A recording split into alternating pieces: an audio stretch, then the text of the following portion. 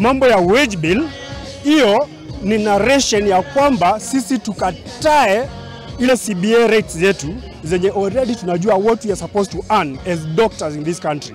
Mbona other professionals ambao wako na CBAs hawajapunguziwa mishahara? Sahi we are seeing employment in the police department, teachers department, other government entities, CAS, na wanapewa the correct rates. Lakini ni madaktari, wage bill, sijui serikali, we'll live within our means. Hiyo ni porojo na sisi hatuwezi kubali kwa sababu tunajua what doctors have been earning since 2011, even before the CBA. Kwa hivyo hatujui kama yeye pia alikuwa under duress, kwa maana that is the new word in town.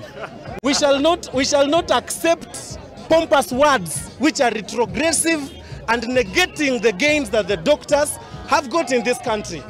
So we have the experience of strikes. We went on strike in 1973. Yes. We went on strike in 1976. Yes. We went on strike in 1982. Yes. We were on strike in 1994. Yes. We've been on strike in the 2000s during Mwai Kibaki's era. Yes. We went during Mutahi Kagwe. 2024. Munasema strike itatushinda. We are here today because of after the 2017 strike.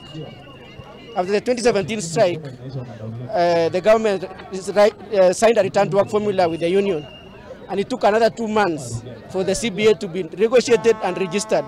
So it was not signed under duress. It was registered when we were already at work. So this nonsense of saying we were under duress, that's not false. Nonsense. The Council of Governors were involved wholesomely. In fact, most of the county secretaries was part of the negotiations. Kuhudumia wagonjwa wetu. Tunaomba haya machache kwa jina la Yesu. Na tobe tuikire rohanini